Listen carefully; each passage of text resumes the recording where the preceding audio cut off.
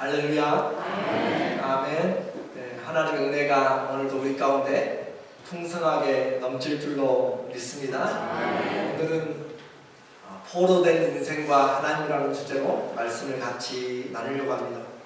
요즘의 세대가 정말 앞을 분간하기 힘들 정도로 테크닉은 점점 발전하여서 어떻게 손도 못 대게 이렇게 앞서 나가고 있고 그렇게 분간하기 힘든 상황입니다.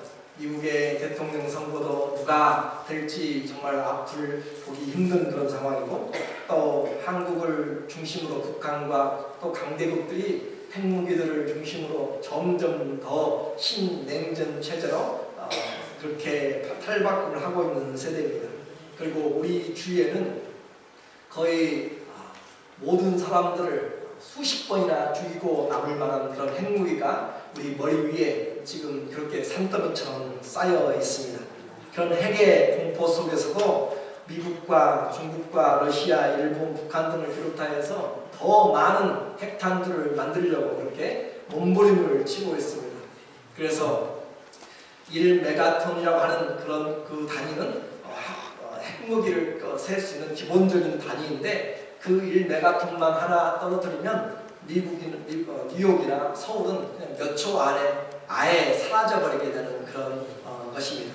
그와 같은 것은 그때만이 아니라 시간 지날수록 후폭풍과 그 열 방사능으로 인하여서 정말 살아있는 것이 두려움이고 죽는 것이 복되다라고 할 정도로 그렇게 위협을 지금 우리는 우리 주위에서 이미 가지고 살고 있어요. 이와 같이 엄청난 그런 무기들, 이 세계에 지금 16,000개가 넘을 정도로 핵탄두들이 그 하나씩만 해도 온 도시와 그 대륙들을 날려버릴 수 있는 그런 큰 무기들이 그렇게 있습니다. 이와 같은 것에 누가 실수로 단추 하나 잘못 누르면 그냥 끝장나는 세상에 지금 여러분은 아무런 걱정도 없이 아무런 염려 없이 지금 살아가고 있는 그것을 바로 우리가 알지 못하기 때문이고, 또 한 부분은 하나님이 우리를 지키고 있기 때문에 그렇습니다. 데살로니가 후서 2장 7절에 보면 한번 읽어볼까요?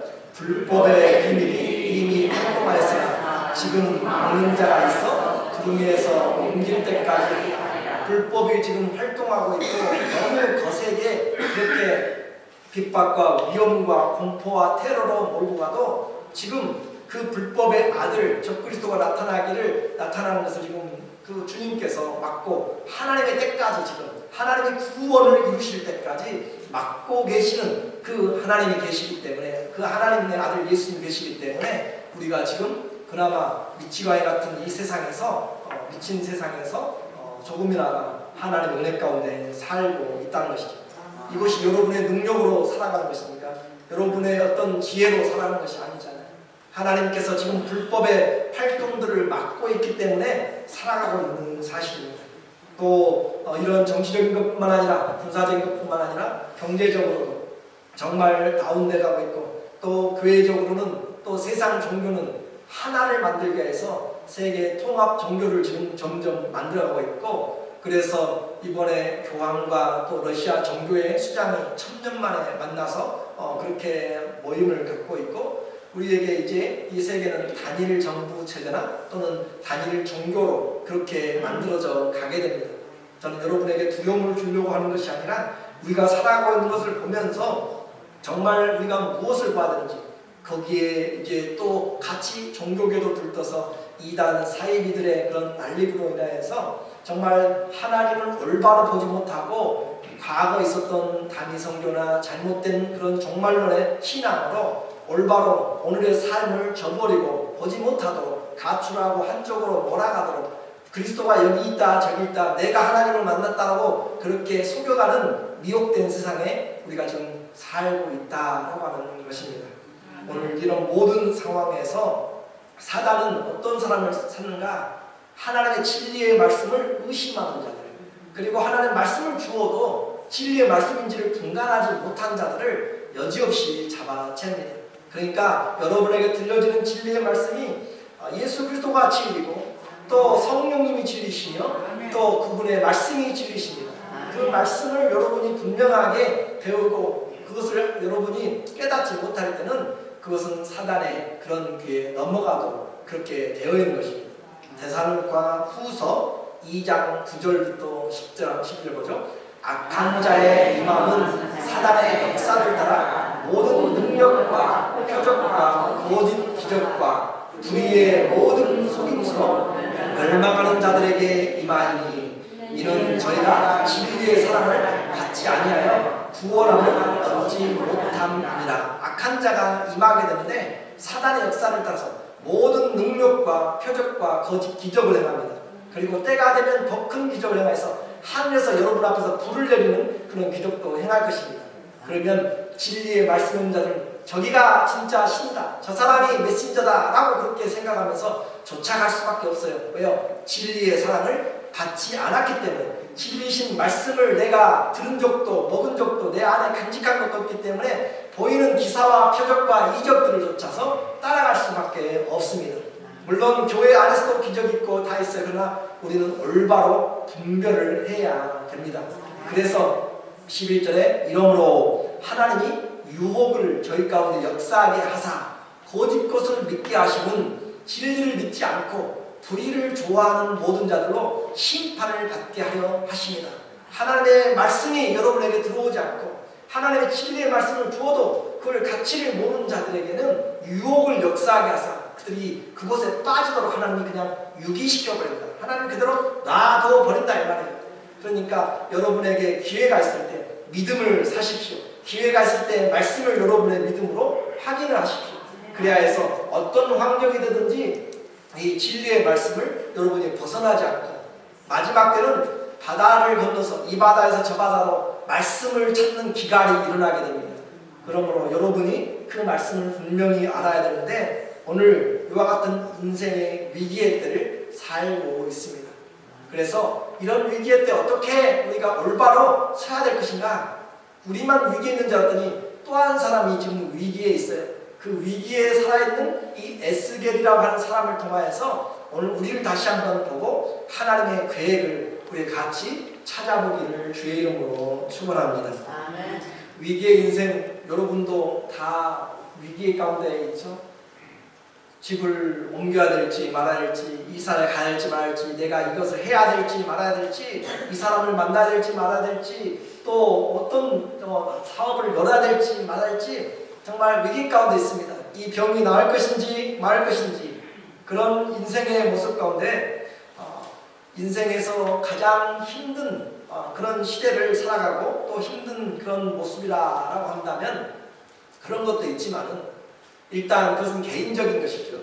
그러나 그 개인적인 것을 뛰어넘어서 그 사람이 살고 있는 시대가 정말 악할 때, 예를 들어서 나라가 패망해 가는 것을 보고 있습니다. 나라가 점점 멸망하는 것을 보고 있어요. 그리고 그러한 나라의 멸망을 보면서 그 나라에서 쫓겨나서 포로로 가고 있고, 그리고 그 나라가 결국은 땅에서 없어져 버리는 그런 나라를 잃은 그런 그 아픔을 경험한 그 삶은 어떤 삶일까 한번 생각해 보십시오. 여러분의 나라가 없어져 버리고 여러분이 고향에서 쫓겨나서 포로되어서 노예로 살아가고 있다라고 이야기하면 그것도 과히 여러분이 가지고 있는 포로된 것과 잡힌 것에 더 부족하지 않는 그런 어려움일 것입니다. 오늘 본문에 소개하고 있는 이 사람이 바로 제사장 겸 에스라라고 하는 선지자라고 하는 에스겔이 바로 그가 처한 운명이 바로 오늘 우리에게 나라를 잃어버리고 포로로 끌려가서 이방 땅에 거하고 있는 자의 모습입니다. 이스라엘은 3번에 거쳐서 포로가 이루어졌습니다. 하나님의 말씀을 듣지 아니하므로 BC 606년과 605년 사이에 느부갓네살 왕이 이스라엘을 침입하여서 유대를 침입하여서 다니엘이라고 하는 사람들과 왕족들을 잡아가서 환관으로 만들어버리는 그런 침략 1차 포로를 잡아간 것이 있었고, 그로부터 또 8년 뒤에 그에게 찾아왔던 제2차로 여호야긴 왕이 오른 지 3개월 만에 그를 끌어내서 잡아서 왕을 포로로 잡아가고 선지자 에스겔을 비롯해서 10,000명을 대장장이들 모든 쓸만한 사람들, 능력 있는 사람들 다 사로잡아 가버리는 2차 그런 바벨론 포로가 예수님 오시기 전 주전 597년에 일어났습니다. 그리고 에스겔이 그때 지금 잡혀가 있는 것이죠. 그리고 세 번째 일어난 것은 586년에 예루살렘이 마지막 멸망을 당한 때, 그리고 성전이 파괴되고 그때 마지막 왕이었던 시드기야 왕이 두 눈이 뽑혀서 바벨론으로 끌려가 버리게 된 그 사건이 바로 이스라엘 유다의 바벨론 포로에 해당되는 세 번째 시기였습니다. 오늘 이 에스겔이라고 하는 사람은 두 번째 시기에 597년에 끌려가서 4~5년을 지내고 있는 때입니다. 그때 지금 오늘 이 상황이 벌어지고 있죠. 이와 같은 포로된 가운데 있지만 그러나 하나님은 이스라엘에만 계신 것이 아닙니다.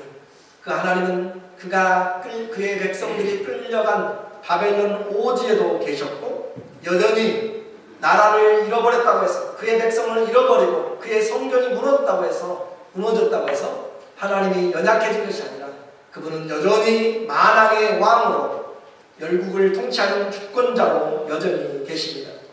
그 하나님을 오늘 에스겔이 만나고 있습니다. 1장 1절에 보니까 30년 4월 5일에 내가 그발강가 사로잡힌 자 중에 있다 라고 이렇게 이야기합니다. 에스겔이 지금 하나님의 계시를 받은 사건을 지금 두 번씩 강조를 합니다. 어떻게 강조하냐면 시간을 두 번 강조해요. 첫 번째 시간은 제30년 4월 5일이라고 이야기하는 것은 에스겔의 나이라고 볼 수가 있습니다. 에스겔의 나이가 30세가 되었을 때 이 사건 4월 5일 날 일어났습니다. 그리고 또 시간을 이야기하죠. 2절에 보니까 여호야긴의 사로잡힌 지 5년 그달 5일이라 여호야긴 왕이 597년에 사로잡혔고 그리고 5년째 그러니까 593년이나 592년에 그렇게 이 사건이 일어났습니다. 에스겔이 30세가 되었기 때문에 그가 이 30세가 되었다라고 하는 것은 하나님의 말씀을 이루는 그런 시간이었죠. 민수기서 4장 2절에 보면 레위 자손들이 하나님을 섬기는 나이가 30부터 시작합니다. 레위 자손 중에서 고핫 자손을 그들의 가족과 종족을 따라 계수할지니 곧 30세 이상으로 50세까지 회막의 일을 성막의 일을 위하여서 그 역사에 참가할 만한 모든 자를 불러서 계수하라 라고 이야기하죠. 예수님도 약 30세가 되었을 때 사역을 시작하십니다. 왜? 군인들을 셀 때는 20세부터 세워요. 군인들은 20세부터 나가 싸울 수 있습니다. 그러나 하나님의 사역은 좀 더 성숙한 부분들을 이야기하는 것을 말씀합니다. 그래서 그렇게 이 에스겔이 제사장으로 이미 그런 가족이 또 그 태어난 것이 레위 자손이기 때문에 제사장이었죠. 그렇게 훈련을 준비하면서 제사장으로 그렇게 있으면서 30세 때 하나님의 말씀이 그에게 임하였습니다. 그 전에도 그는 성실하게 사는 제사장이었어요. 그런데 특별히 지금 타지에서 만나보는 제 30번째 지금 끌려와서 지금 5년째가 되는 것이죠. 그 30번째 생일 자기의 고향을 잃어버렸고 자기의 돌아갈 나라도 없고 돌아가서 섬길 만한 성전도 없이 지금 타향에서 적국에서 포로로 잡혀있는 이 에스겔에게 30번째 생일은 29번째 생일이라든지 28번째 생일과는 완전히 달랐습니다. 자기 자신 때문에 달라진 것이 아니라 하나님 때문에 달라지게 되었습니다. 하나님이 그에게 제 30번째 생일에 하나님이 나타나셨고 그에게 비전을 주셨습니다. 그러므로 그의 인생이 달라지게 되었다는 것이죠. 인생에서 하나님으로 인해서 가장 기억되는 날이 되었습니다.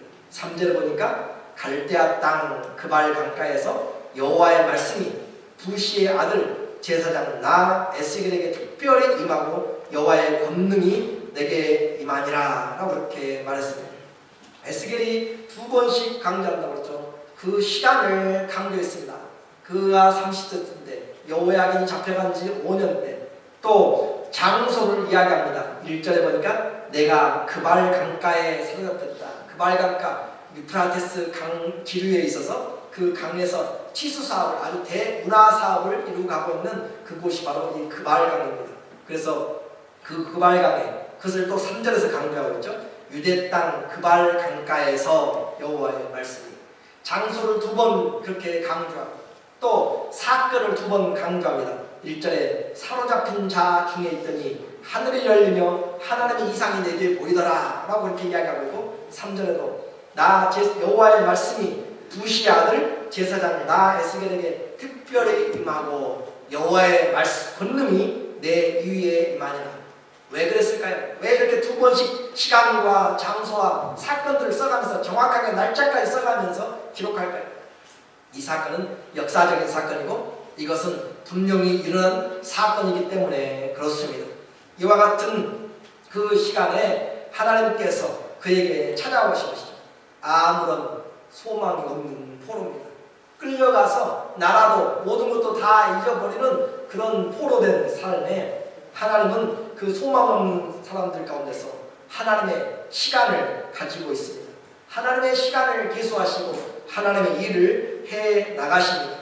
여러분의 시간이 누구에게냐면 하나님의 손에 있습니다. 하나님의 손에 여러분의 시간이 있기 때문에 우리는 하나님 앞에 감사하면서 살아갈 수가 있습니다.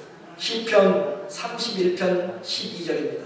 내가 잊어버린 바 되니 사랑한 자를 마음에 두지 아니함이라. 깨어진 그릇과 같으니라. 내가 잊어버린 바 되었어요. 내가 지금 끌려갔고 포로가 되었고 내가 지금 질병에 들었고 내가 정말 어둠 가운데 있고 정말 그렇게 뱅크러시 될 정도로 그렇게 악한 그런 상태에 빠질 수도 있습니다. 그런 것에 내가 어떻게 해요? 잊어버린 바 되었어요. 사람들에게 다른 사람들에게 잊어버린 바 되었고 사망한 자를 마음에 두지 않은 것 같이 아예 저 사람은 내는 자가 되었어요. 그리고 깨어진 그릇과 같이 되었습니다. 그릇이 깨어지면 더 이상 쓸모가 없는 것이죠. 그와 같이 그런 삶인데 우리의 시대가 누구에게 있다고요? 하나님의 손에 있다고요. 14절에 여호와여 그러하여도 나는 주께 의지하고 말하기를 주는 내 하나님이시라 하였네요. 여러분이 사망한 자같이 놓여지게 되고 내가 당하고 있는 것이 정말 어두운 가운데 힘들고 일어날 기력이 없고 답답하고 정말 우리의 모든 것이 무너진 것 같아도 그리할지라도 하나님을 의지하시기 바랍니다. 하나님은 우리에게 삶의 소망이 되시기 때문에 그렇습니다. 15절에 내 시대가 주의 손에 있사오니 내 원수와 핍박하는 자의 손에서 나를 건지소서. 내 시대가 내 손에 있는 것이 아니에요. 여러분의 인생이 여러분의 손에 달린 것이 아니라 하나님의 손에 있음을 여러분이 믿으신다면 우리는 분명히 일어날 수가 있습니다. 하나님은 절대 우리를 잊어버리지 아니하십니다. 하나님의 위대한 사랑은 자신을 비록 배반하고 죄를 범하고 흩어져 버린 그런 백성이라 할지라도 끝까지 찾아가셔서 끝까지 구원의 손을 베푸시고 계십니다. 세상 끝날까지 그분의 사랑은 지속될 것입니다. 단지 우리가 그분의 사랑을 알고 그분을 받아들이면 누구든지 예수 그리스도를 받아들이면 하나님의 자녀가 되는 권세를 주신 것입니다.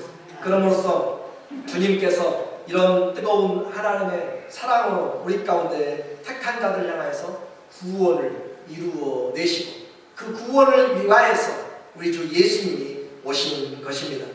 요한복음 10장 28절과 29절에 내가 저희에게 영생을 주노니 영원히 멸망하지 아니할 터이요 또 저희를 내 손에서 빼앗을 자가 없느니라.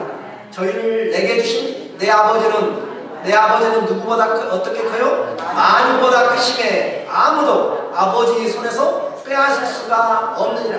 내 아버지는 만유보다 모든 것보다 크시기 때문에 아무도 우리 아버지 하나님의 손에서 빼앗아갈 수가 없다라고 말씀합니다. 아멘. 여러분의 환경이 아무리 힘들고 어려워도 하나님 안에 있습니다. 하나님이 손 대시면 그것은 다 해결이 되게 됩니다. 아멘. 그래서 사망한 자 같고 정말 잊어버린 자 같아도 우리는 여전히 하나님을 신뢰하면 내 시대가 주의 손에 있기 때문에 우리는 다시 일어나서 주의 사랑을 받고 소망을 품을 수가 있습니다. 그 장소 유프라테스 강가에 있는 그 포로 수용소입니다. 포로들이 잡혀가서 은하 사업을 위하여서 그곳에 정말 수용소를 짓고 그곳에 살고 있는 자들이죠. 에스겔서 3장 15절을 대아빔이라고 부르고 있습니다. 이에 내가 데라빔에 이르러 그 사로잡힌 백성 곧 그발 강가에 거하는 자들에게 나아가 그 중에서 민다피 7일을 길러 지내니라. 그곳에서 포로 생활하면서 사로잡힌 자, 사로잡혔다라고 이야기하면 그들의 사회적 신분이 지금 종으로 되는 것이잖아요. 그들이 지금 역사적 환경이 지금 노예같이 지금 아무것도 권리가 없는 실제적인 것이잖아요. 그리고 그들의 지금 사회적인 모습이 모든 자유나 모든 것들이 다 통제된 것이고 신분적으로나 사회적으로나 역사적으로나 포로된 자, 정말 억압받은 그런 가운데 있는 것이죠. 아무런 소망이 없는 것입니다. 포로된 소망이 없는 자들에게 전능하신 하나님이 찾아오셨습니다. 전능하신 하나님이 그곳을 찾아가십니다. 이스라엘에만 계신 줄 알았고 성전에만 계신 줄 알았는데 하나님이 포로 수용소에 주님이 임하셨습니다.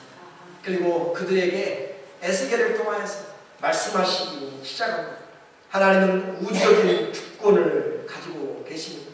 이스라엘을 떠나서도 또 성전을 떠나서도 여전히 하나님은 하나님이시오 열방의 주제시며 열방의 통치자이십니다. 그러므로 하나님께서 역사를 주관하시고 심지어 유다를 멸망시킨 이방의 땅, 원수의 땅 바벨론의 강가에 주님께서 그들을 위하여 섭리하시면서 말씀으로 그의 종을 찾아오셨습니다. 하나님이 계시지 않은 곳은 한 곳도 없습니다. 예레미야 23장 23절입니다. 나 여호와가 말하노라. 나는 가까운데 하나님이오니 먼데 하나님은 아니냐. 나 여호와가 말하노라. 사람이 내게 보이지 아니하려고 누가 자기를 은밀한 곳에 숨길 수 있겠느냐. 나 여호와가 말하노라. 나는 천지에 충만하지 아니하냐. 여러분의 것이 하나님 앞에 감춰졌다고 그렇게 생각하지 마십시오. 내 사정은 주께 감춰졌다고 그렇게 생각하지 마십시오. 하나님 앞에 감춰진 것은 하나도 없습니다. 하나님은 천지에 충만하시며 우리의 은밀한 것까지 또 우리의 마음과 심령과 골수까지 쪼개서 보시는 그런 하나님이십니다. 그러므로 그 하나님 앞에 나갈 때 우리는 하나님의 말씀을 듣게 됩니다. 여러분이 이 땅을 떠나서 우주로 땅끝까지 가더라도 하나님은 바로 거기에 계십니다. 시편 139편 오늘 같이 보시게 되었습니다. 내가 주의 길을 떠나 어디로 가며 주의 앞에서 어디로 피하리까. 내가 하늘에 올라갈지라도 거기 계시며 음부에 내 자리를 펼지라도 거기 계시나이다. 내가 새벽 날개를 치며 바다 끝에 가서 거기 거할지라도 곧 거기서도 주의 손이 나를 인도하시며 주의 오른손이 나를 붙드시나이다. 여러분이 어디를 가든지 어디로 행하든지 하늘 위로나 땅 아래까지 가든지 하나님은 거기에 계시며 온 천지에 하나님이 계시지 않는 곳이 없습니다. 그래서 우리는 이것을 신학적으로 무소부재하시다라고 이야기하시고 모든 것에 편재하시다라고 모든 것에 존재하신다라고 모든 것이 하나님의 통치 안에 있다라고 이렇게 말씀하고 있습니다. 세상은 그 중심이 하나님이십니다. 하나님이 운행하십니다. 그리고 그 중심이신 하나님께서 저와 여러분 포로된 가운데 있고 정말 답답하고 힘든 그런 어려움 가운데 있는 저와 여러분을 지금 찾아오셨습니다. 오셔서 그분이 말씀하시기 시작합니다. 그분이 오늘 우리에게 말씀하시기 시작합니다. 내가 그발 강가 사로잡힌 자 중에 있더니 하늘이 열리며 하나님의 이상을 내게 보이시니 하늘들입니다. 하늘들 우라노스 하늘들이 열리면서 이상이 보였습니다. 생각해 보십시오. 사람들이 제가 사로잡힌 자 가운데 있습니다. 자유가 없습니다. 나갈 수가 없습니다. 아무런 권리도 없는데 그분만 바라보고 있는 자에게 하늘문이 열리고 그 하늘문을 여신 분은 전능하신 하나님이십니다. 인생과 하나님은 이와 같이 완전히 대조된 능력의 차이가 있습니다. 이 사로잡힌 자 중에 지금 하나님께서 하늘문을 열어 제꼈습니다. 그리고 하늘의 비상을 지금 보여주고 있습니다. 하나님만이 오늘 창조주 하나님만이 그 하늘 문들을 열 수가 있습니다. 그 하늘 문을 하나님이 열고 그 하나님께서 열어주실 때 우리는 구원의 문이 바로 열리게 됩니다. 그 구원의 문이 누구로 말미암아 열리는가? 예수님이 열면 닫을 자가 없습니다. 예수님이 한번 구원의 문을 닫아버리면 아무리 애써도 열 자가 없습니다. 그 예수님이 지금 구원의 문을 열어놓고 내게 오라라고 하는 것. 그래서 지금이 은혜 받은 날인데요, 구원의 날입니다. 계시록 3장 7절 한번 읽어보죠. 빌라델피아 교회 사자들에게 편지하기를 거룩하고 진실하사 다윗의 열쇠를 가지시니 곧 열면 닫을 사람이 없고 닫으면 열 사람이 없는 그분이 가라사대 볼지어다 내가 네 앞에 열린 문을 두었으되 능히 닫을 사람이 없으리라. 이 문은 예수 그리스도의 시간에 문이 닫히게 됩니다. 하나님께서 지금 포로된 가운데 있는 자에게 하늘 문을 여셨습니다. 우리는 이것을 통해서 기억을 해야 됩니다. 우리가 볼 수 있는 것들이 있고 볼 수 있는 세상이 있고 보지 못하는 세상이 있음을 분명히 성경은 말을 해줍니다. 오늘 이곳에서도 영화를 열어서 여러분 주위에 있는 천사들과 주 예수께서 함께 서서 말씀하고 있는 것들을 보는 자들도 있기를 축원합니다. 우리의 눈을 열면, 영안이 열리면 하나님께서 열어주시면 보이게 되는 것입니다. 이 여러분이 보이는 것만이 진짜가 아니라 오히려 보이지 않는 것이 더 많고 크고 능력이 있습니다. 보이는 모든 것들은 보이지 않는 것에서 나왔습니다. 이 마이크도 처음부터 존재한 것이 아니라 어떻게 하면 목소리를 크게 해서 그렇게 전달할 것인가 라고 아이디어가 먼저, 보이지 않는 아이디어가 생각나서 이렇게 보이도록 만들어진 것입니다. 모든 보이는 의자도 책상도 모든 시계도 모든 것들도 보이지 않는 것을 보이도록 그렇게 만드는 것이 보이지 않는 것에서부터 출발된 것입니다. 그래서 하나님은 무에서 유를 창조하셨다라고 말씀합니다. 히브리서 11장 3절을 똑똑하게 읽어보겠습니다. 믿음으로 우리는 이 세상의 모든 것이 하나님의 말씀으로 창조되었으며 보이는 것이 보이지 않는 것으로 만들어졌다는 것을 압니다.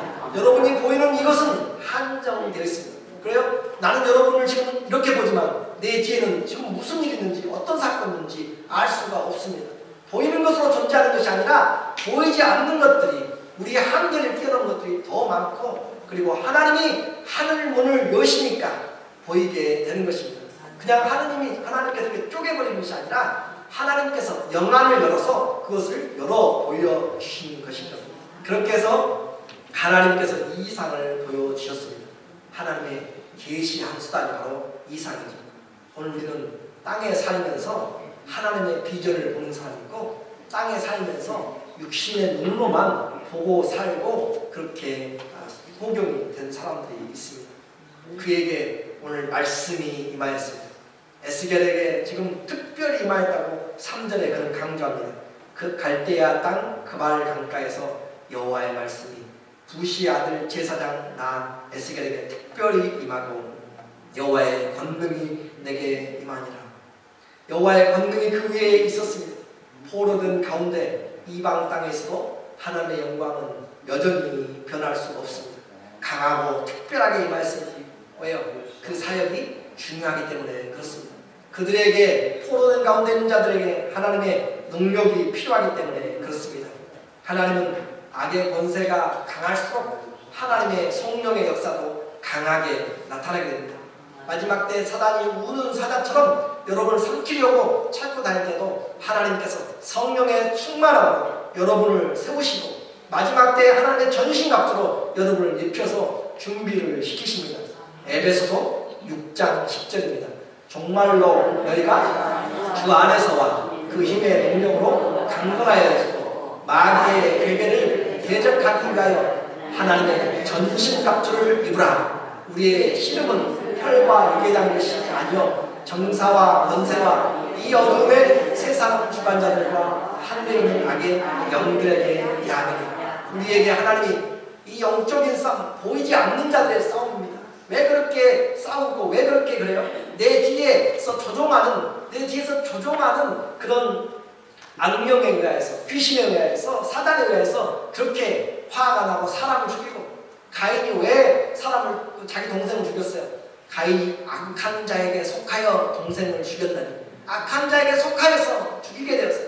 그러니까 여러분에게 과도한 성격이 나오고 과도한 그런 행동들이 나오게 될 때는 내가 악한 자에게 속하였음을 알고 우리의 시험에서 하나님의 전신갑주로 이겨내야만 됩니다. 그것이 오늘 우리가 해야 될 것입니다. 이제 에스겔의 삶은 하나님의 말씀에 붙잡혀서 살아가기 시작합니다. 그는 하나님의 이상을 보았고 하나님의 말씀이 그에게 온 것을 보고 하나님의 말씀을 먹었습니다. 그 말씀을 먹고 그 말씀을 전하는 것으로 살죠. 하나님의 사람들은 무엇을 먹고 산다고 했어요? 말씀을 먹고 산다고 했고, 의인은 무엇으로 산다고 했어요? 의인은 믿음으로 산다고 했어요. 어떤 믿음? 하나님이 약속하신 말씀을 보이지 않는 것을 보는 것처럼 그 약속을 믿는 믿음으로 살아가죠. 이 에스겔이 하나님의 약속의 말씀을 먹고 살아갑니다. 에스겔서 3장 1절부터 그가 또 내게 이르시되 인자야 너는 받는 것을 먹으라. 너는 이 두루마기를 먹고 가서 이스라엘 족속에게 보아라 하시고 내가 입을 벌리니 그가 그 두루마기를 내게 먹이시며 내게 이르시되 인자야 내가 네게 주는 이 두루마기로 내 배에 넣으며 내 창자에 채우라 하시며 내가 먹으니 그것이 내 입에서 달기가 꿀을 같더라. 하나님의 말씀은 이렇게 영적으로 먹는 것입니다. 우리가 이걸 씹어서 먹는 그런 수준이 아니라 하나님의 말씀을 영으로 내가 받아서 먹는 것이, 그렇게 하나님의 말씀을 우리의 입에 줘서 양식이 되게 하고 하나님의 말씀인데요, 하나님의 말씀이 내게 왔을 때 그것을 그냥 왔을 때 멈추는 것이 아니라 그 말씀을 내가 묵상하고 그 말씀을 기도하고 그 말씀을 사모하면서 묻고 또 연구하고 그렇게 살피면서 그 말씀이 내 배에 채워지게 돼요. 그 배에서 창자에서 소화되도록 그렇게 하는 것이 하나님의 말씀으로 살아가는 것입니다. 하나님의 말씀이 내가 먹는 것으로 끝나는 것이 아니라 여러분의 배에 채우십시오. 여러분의 창자에서 소화가 되도록 움직이십시오. 이 말씀이 내 삶에 어떻게 에너지로 나가는지, 그래서 저에게도 이 말씀이 주어졌고 이 말씀이 내 안에서 에스겔의 배에서 채워지고 에스겔의 창자에서 그 소화되면서 힘이 되어서 그의 감정과 그의 지식과 그의 열정을 통하여서 그의 믿음을 통하여서 그 안에서 하나님의 말씀이 나가고 있는 것입니다. 하나님의 말씀도 이와 같이 하나님의 말씀이 우리에게 들어와서 그 말씀이 내 안에 내 믿음이 되고 내 생명이 되며 내 소망이 되어서 내게 주신 약속이 되어서 그 변치 않는 약속을 가서 바울은 내 복음이다 라고 말하고 있습니다. 그 말씀을 내 안에 채워진 그 말씀이, 소화된 말씀이 내 육신이 되어버린 그 말씀을 가지고 증거할 때 그 말씀이 능력이 있고 그 말씀이 살아 움직이게 되는 것입니다. 오늘 여러분이 살아가는 것이 그냥 말씀을 듣고 지나가서 모든 것을 잊어버리고 아이고 돌아서면 잊어버려요 라고 해서는 말씀으로 살아가는 사람이 아닙니다. 우리는 말씀을 내 입으로 영으로 기도로 마시고 기도하면서 먹는 것이고 내가 하나님 앞에 그것을 내가 소화시키는 것입니다. 그렇게 해서 이 내 복음이 된 것을 가지고 이 혼란하고 상실되어 있는 사람들, 가족과 헤어졌죠. 가족들이 많이 죽었죠. 그리고 고향에서 쫓겨났죠. 갈 곳이 없죠. 그런 자들, 포로된 자 가운데, 상처받은 자 가운데 거기서 임하였다라고 합니다. 3절에 그 갈대아 땅 그발 강가, 여기서는 안 나왔는데 원어에는 거기서 there the hands of the Lord upon him 또는 me라고 이렇게 표현하고 있죠. 에스겔이라고 하는 사람을 지금 3인칭으로 쓰고 있습니다. 영어에서. 그럼으로써 거기 그곳에서 포로된 가운데서 하나님의 말씀이 임하였다. 오늘 우리의 삶에도 거기 바벨론 포로 수용소에서 하나님이 그 중에 있는 제사장 에스겔을 통하여서 죄를 지적해야 했고 심판받은 그들 향해 하나님의 계획을 가지고 사랑을 선포해야만 했습니다. 그곳에 여러분이 지금 처한 거기에 하나님은 말씀을 가지고 찾아오십니다. 하나님은 이렇게 말씀하십니다. 그리고 그 백성들은 에스겔의 말을 주의 말씀으로 들어야 될 필요가 있습니다. 결론적으로 말씀을 드립니다. 어둠의 시대, 정말 사방이 갇혀있고 잠시 잠깐이면 어떻게 내 의지와는 상관없이 끝나버릴 이런 위기 가운데 온 둘레가 terror on every side, 모든 것이 지금 그렇게 테러로 그렇게 쌓여있는 가운데 이런 포로된 성도들의 삶 중심에 하나님이 여전히 왕으로 계심을 믿으십시오. 하나님이 세상이 어떻게 되고 또 어떻게 혼돈되고 흔들려도 하나님의 보호자는 흔들림이 없습니다. 하나님의 보호자는 하늘은 절대 진동함이 없습니다. 그리고 영광 가운데 높이 들려있고 거룩한 가운데 충만하게 있습니다. 그러므로 하나님의 사람들은 그 하나님의 입에서 나오는 말씀으로 영이 열려서 하나님이 통치하신 것을 바라보면서 그 말씀이 내 배에 채워지고 내 창자에 소화되면서 그 말씀이 내게 힘이 되고 에너지가 돼서 주의 말씀이 임하는 것으로 내가 살아가는 것이 성도가 살아가는 것입니다. 그렇게 살 때 낙심이 아니라 좌절이 아니라 천지에 충만하신 하나님이 내게 말씀으로 임하여서 내게 말씀으로 임하심으로 우리는 일어날 수가 있습니다. 일어나라, 빛을 발하라. 왜냐하면 주의 빛이, 주의 영광이, 말씀의 영광이 우리에게 임하였기 때문입니다. 이사야 60장 1절과 2절입니다. 일어나라, 빛을 발하라. 이는 내 빛이 이르렀고 여호와의 영광이 내 위에 임하였으며 보라, 어둠이 땅을 덮을 것이며 캄캄함이 만민을 가리울 거리라. 오직 여호와께서 내 위에 임할 것이며 그 영광이 내 위에 나타나리니. 하나님의 영광이 예수님으로, 하나님의 영광이 성령으로 이 땅에 임하셨습니다. 그리고 그 말씀이 우리에게 영광 우리 가운데 전해지고 있습니다. 주의 영이 있는 곳에 하나님이 계신 곳이, 그곳이 빛이요 소망이며 능력입니다.